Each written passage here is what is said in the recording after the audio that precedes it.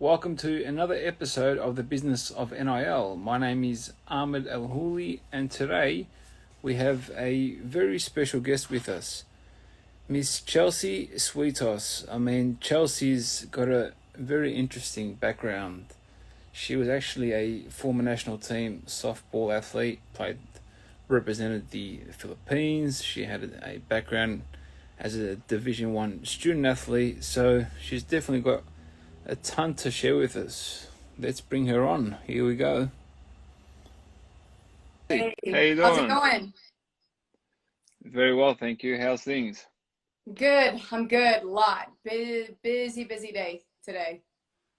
Fantastic. Good to hear. I think crazy times at the moment for all of us. Chelsea, welcome to the show. Thank you very much for taking the time to join us. I did a brief intro about you just before you joined, but I think there's a lot more that you can tell us yourself. So I'm going to hand it over to you, and you can tell us a bit about yourself and your background. Yeah, so my background, I was a Division 1 athlete. I played softball at the University of Arizona. From there, didn't really know what I wanted to do. Ended up getting a job offer at Nike Corporate. So I've had over 6 years of experience in the corporate world at Nike. And really at that same time, the sport of softball was growing. And it was at that point in time I had the opportunity to represent the Philippines. I do have dual citizenship. And it was in that point in time where, I really started inside the walls of Nike, starting to light this fire in regards to how do we support women's sports. And so it's always been a big passion of mine. They say an athlete has two deaths, and the first one is the death of your career, your eligibility, and the second one is your actual human death. And as I heard that quote, I started thinking back on it of my final game in my uniform as a college athlete. And I remember just holding on to my jersey, and it was covered in dirt, and I'm sitting there crying. And it almost felt like this movie of when, a significant other dies, they go to the closet, they're holding their clothing because that's all that's left of them.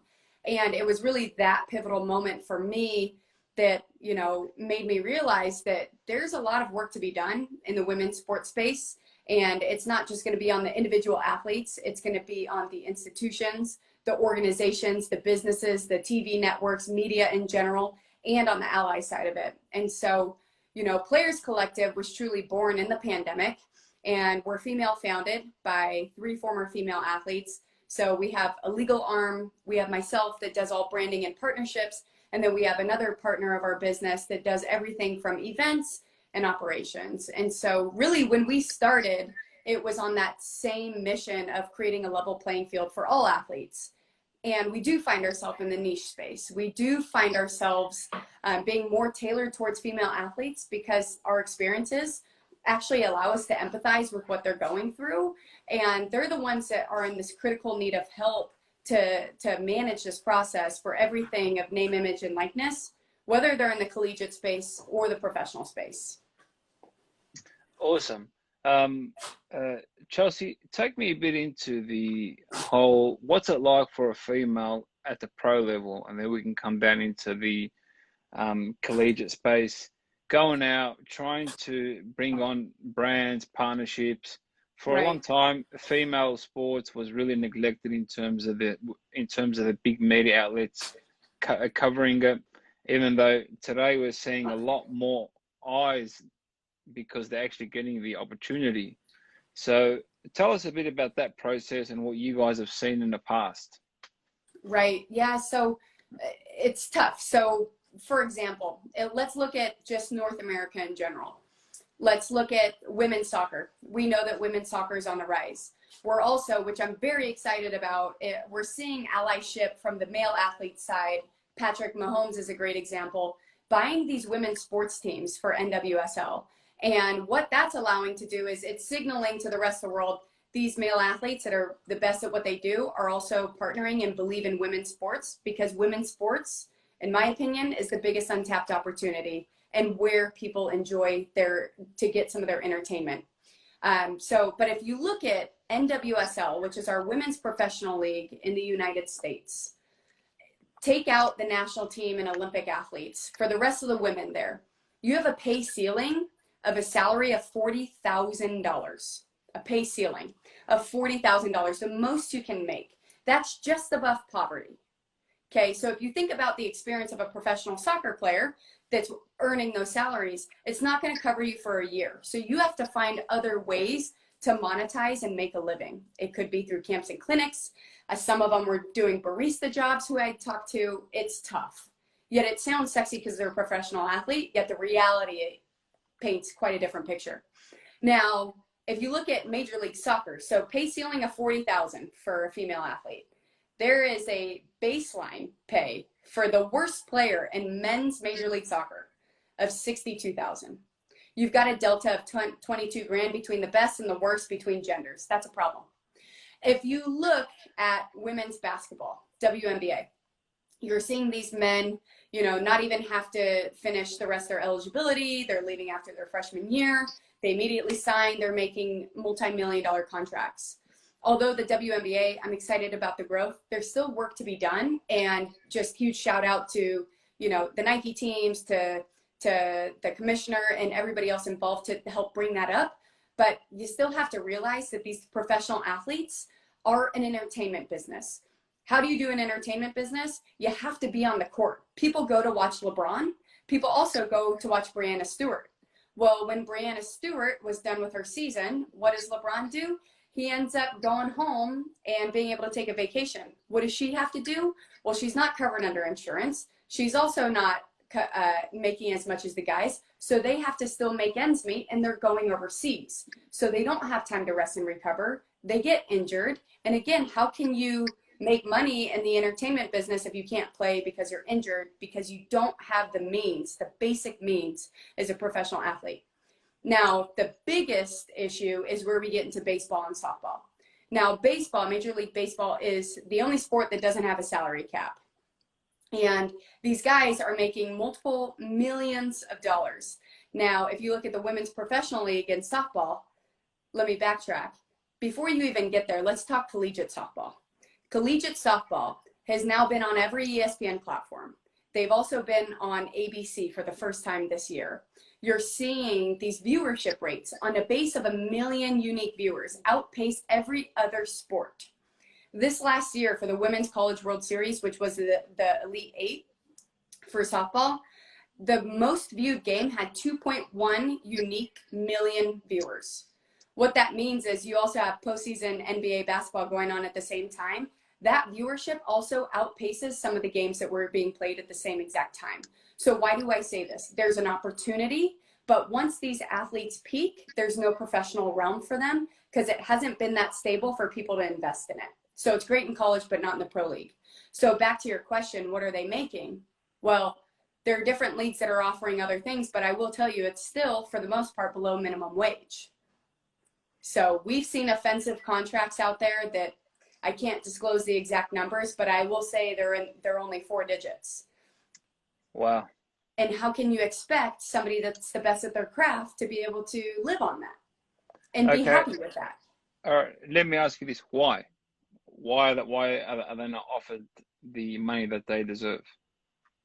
I mean, there's so many factors that go into this. Is one, you have to have a product. You have to have a product and a brand to build something.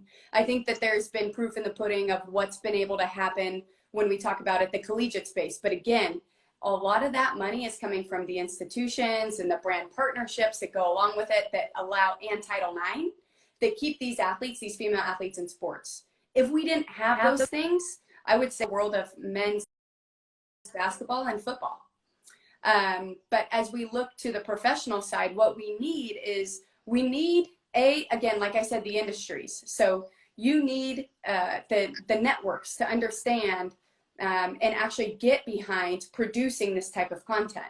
Well, they can only produce content if there's teams, meaning you have to have organizations or owners come in and set the foundation to be able to buy those teams so that the players have the opportunities. You also need facilities. So who's going to pay for that? I think that's where we found ourselves, is that, you know, softball started later than baseball, and we also had the juxtaposition of men's sports having more opportunities first, but now we're starting to make up some of that path. So again, like I said, it's multifaceted. If we had the answers, it would already be done, but it's got to be the networks. It's got to be people that are willing to invest and fund it. The players got to continue doing what they do. And over time, that consistency and that perseverance is what's going to help form a solid foundation for women's professional sports. Okay. I have to ask this question because I see it being thrown around a lot, right? So in the men's game, we're seeing there's a return on investment, right? So there's huge money put in, but there's huge money generated as well. Do you think if given the same platform, do you think the money is there? Do you think maybe that's why the investment isn't there? What do you think is the case? Like, would they really put a blind eye to something that's going to make them billions of dollars? Right. Well, you have to have a product first. And that starts with somebody saying, hey, I want to create this league. There's a league out there called Athletes Unlimited that's done a very, very good job at doing this for women's sports. But also, it's only 5 to 6 weeks. So again, a lot of these leagues span multiple of months. So, you know, I don't have all the answers, or else I probably would have already done it. And I'm not saying only my point of view is the right point of view. But what I'm saying is that you have to have a strategic team come together and run it like a business, not like a passion.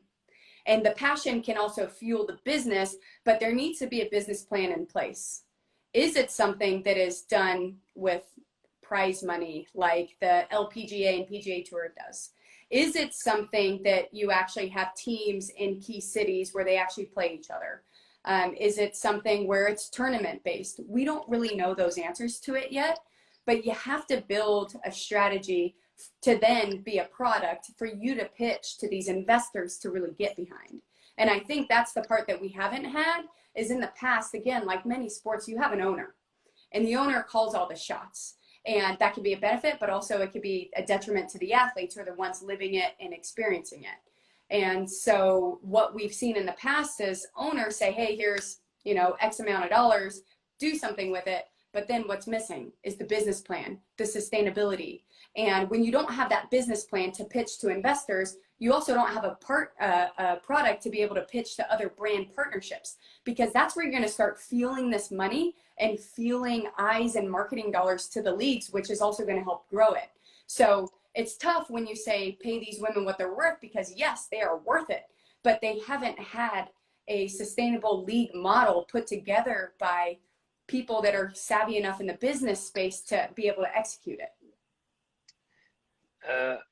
Absolutely. And I think what we've seen this year, especially with the softball numbers on ESPN and other sports, I think we're definitely going to see a further investment in women's sports, because there's almost a saturation on the male side. So now the leagues, the teams, all the growth now is going to be in women's sport, which should have happened many years ago. But right.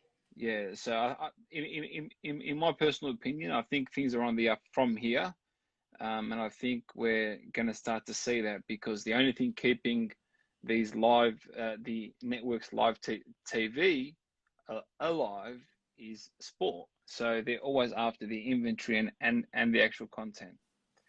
So I think there's definitely good, very, very good news ahead. Moving on. So we said that the biggest challenge for athletes, female athletes, is the infrastructure, really, to be able to compete and then do more and more, not right. compete and then compete more and then compete and keep competing just to basically survive. In terms of marketing and branding and partnerships, are there any other challenges that you guys identify from your experiences with these female athletes that our student athletes can learn from, our pro female athletes can learn from? You know, I think the biggest thing, especially for female athletes, like you said, women, is that women spend 51 cents on the dollar. Women make up a majority of our population, but at the same time, when it comes to these female athletes, this is all new to them. So if I'm giving advice to any of these female athletes, one, know your worth, okay? You have to know that, know your brand, know your worth. The second thing would be, it's okay to walk away and it's okay to say no to a deal. Because what's happening is, as we're on this beginning stage of this explosion of women's sports, you have to realize that we got to play the long game here. If we are not playing the long game, what's going to happen is these girls and young women have the potential to water down their brand just by associating with anybody and everybody. So really, the number one piece of advice that we give to our athletes is be authentic and be you. Build time building your brand. Don't be a cheap firework. And the second part of that is you got to be authentic, and it's okay to say no. And that's the hardest thing to do. If you think about women's sports, because we have been groomed our entire lives to say, hey, be grateful for what you have, be happy to be there. And you know what? Everybody should be grateful for what they have, agnostic of gender. Okay, let's just set that straight. But also beyond that, we have worked so hard for this. It's that time where you start to know your value and just play the long game. Absolutely. How do you see things unfolding moving forward?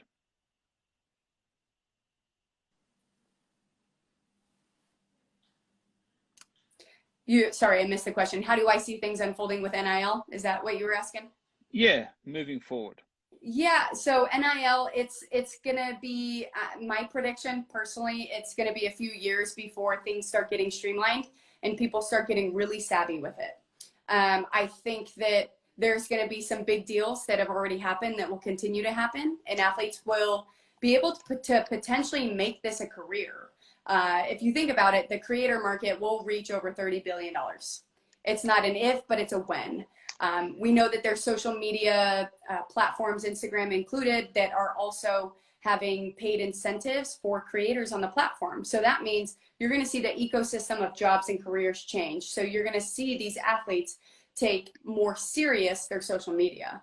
I think there will also be some cases where social media that will be used to build their brand, it also has the potential to water down and or hurt their brand if they're not careful in regards to who they associate with. So our biggest thing for athletes is, when you're thinking about a brand partnership, ask yourself, well, do your research for one on the company, who they're associated with, but also you have to realize that whoever you're associating yourself with, that sets an expectation to others. So there's that saying, right, that goes something like, the 5 people you surround yourself with should be a good reflection of you and what you believe in. So we say the same thing should go for the brands. And again, if you don't believe in the brand and what they do, don't be transactional. Get rid of it. Absolutely awesome. Chelsea, I absolutely agree with you on NIL and the advice that you have just given. Do you see an extra life for athletes that don't make the pros, if they really understand and learn how to make the most of their brand during their collegiate journey? Yeah, absolutely. I mean, what has happened? So we talked about the gender disparities between sports. Now, whether there is a pro league or not, what social media and all the tools that we have and the accessibility we have to create our brands and to tell our stories, it levels the playing field. If you have a phone and you have some sort of internet connection, truly it's on you. I think, and that's part of, it's on the athletes to truly do the work to build their brand. And it's this little cell phone device that you and I are on that's going to be able to change the future for these athletes, for everyone, quite frankly. Absolutely. Chelsea, thank you very much. You've been absolutely amazing. Before we let you go, do you have any parting words or advice for athletes coming up the ranks? Yeah, so I mean, for any athlete, for one, do your work, and the same way that you approach your games and preparing for games, if you plan to profit or want to profit off NIL, then do your homework the same way that you do when you're scouting your opponents. Build your plans, build your strategies. That's the number one piece of advice. The second one is, do not agree, do not sign, don't do anything to commit verbally or signing the line until you have somebody that knows how to read a contract. Because there's 3 words in these contracts that I have to give our in-house lawyers some credit for, that there are 3 words that you should look out for. The one is irrevocable, which means you can't get out of it. You can't take it back. Number 2 is royalty free, meaning you're not going to see a cent of the profits that they make off your name, image, and likeness. And the third one is in perpetuity, AKA forever. So if those 3 things are within a contract, they're basically saying, if you sign and commit to these terms, you can't get out of them. We aren't going to pay you any of it besides what we agreed upon up front, and we got you forever.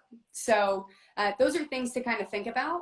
And then the last part I would give to them is think about, as you're creating your strategy and being authentic to yourself, is what is that ecosystem of your life that is so authentic to you? Because again, people can smell the transactional relationships. So when you're building out your brand strategy, what does it look like? Well, if I use myself as an example, I like fitness and health. Okay, so what falls under that category or umbrella that's authentic to me? What's my morning routine? Do I put collagen in my coffee or MCT oils? What does my lunch look like? How do I recover from workouts? The second one in there could be workouts. What am I doing? Do I have like 6-pack abs that everybody's inquiring about? That's something you can talk about. I'm also a dog mom. So those are things, training tips for our dog. What does our dog eat? That's a niche. These are all different niches or specialties that I know uniquely to me in my life that I can speak on. And once you know that, then end up creating a content calendar based around that so you can prepare. And then the last part that I would say in parting words is really, there's so many upsides to this. You have to own your name, image, and likeness to do it. But also, please be aware of the mental, emotional, and physical downsides of being so ingrained in just social media and trying to profit off of it. Because there's a lot that can happen when all you care about is social media and making money, that you forget about the little things in life that bring you joy. Absolutely, very wise words. Ladies and gentlemen, Mr. Chelsea Suitos, I hope I said that correct.